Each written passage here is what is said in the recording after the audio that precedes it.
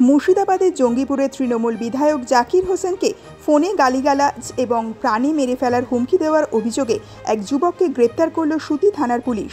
Police সূত্রে জানা গেছে, ধৃত যুবকের নাম মোহাম্মদ আসানুজ্জামান। পেশায় ইঞ্জিনিয়ার। বছর ৩০-এর ওই যুবকের বাড়ি ঝাড়খণ্ডের ইসলামপুর এলাকায়। জঙ্গিপুর পুলিশ জেলার সুপার আনন্দ রায় বলেন, ধৃত যুবক কী উদ্দেশ্যে এই কাজ করছিল তা তদন্ত করে দেখা হচ্ছে। সোমবারই ধৃত যুবককে জঙ্গিপুর আদালতে পেশ করা হচ্ছে।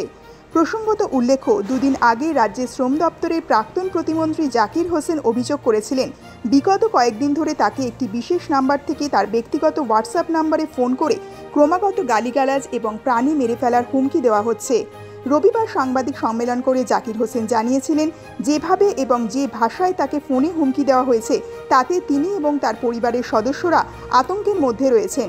জাকির হোসেন অভিযোগ করেছিলেন, বছর ৩ আগে নিমতিতাতে স্টেশনে বোমা বিস্ফোরণ ঘটিয়ে তাকে প্রাণে মেরে ফেলার চেষ্টা করা হয়েছিল। সেই ঘটনার এনআইএ তদন্ত শেষ হওয়ার এবং সকল দোষীদের গ্রেপ্তারির আগে ফের একবার হুমকি ফোন কল পাওয়ায় যথেষ্ট আতঙ্কের মধ্যে রয়েছেন বলে জানিয়েছিলেন মুর্শিদাবাদ জেলা তৃণমূলের এই হেভি ওয়েট বিধায়ক। জাকির হোসেনের লিখিত অভিযোগ পাওয়ার পরই সুতি থানার একটি বিশেষ দল তদন্তে নামে। তদন্তের শুরুতে পুলিশ জানতে পেরেছিল, ঝাড়খণ্ডের একটি নাম্বার থেকে ফোন করে জাকির হোসেনকে হুমকি দেওয়া হয়েছিল। জেলা পুলিশের এক শীর্ষ আধিকারিক জানান, রবিবার রাতে পুলিশের একটি দল ঝাড়খণ্ডের ইসলামপুরে অভিযান চালায়। সেখান থেকে বিটেক ইঞ্জিনিয়ার আসানুজ্জামানকে গ্রেপ্তার করা হয়। পুলিশের ওই আধিকারিক জানান, সম্প্রতি আসানুজ্জামানের কিছু মানসিক সমস্যা দেখা দিয়েছে।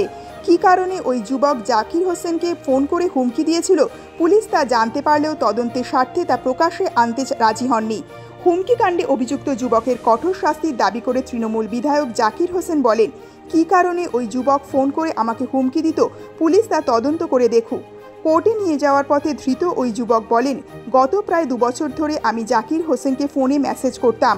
তার সাথে কথা বলতে চেয়ে একাধিকবার ফোনও করেছি, কিন্তু কোনোদিন বিধায়ক আমার ফোন বা মেসেজের উত্তর দেননি। তাই বিরক্ত হয়ে আমি তাকে গালিগালাজ করে মেসেজ করেছিলাম। যদিও তৃণমূল বিধায়ককে প্রাণে মেরে ফেলার হুমকি দেওয়ার অভিযোগ অস্বীকার করেছেন ধৃত ওই ইঞ্জিনিয়ার।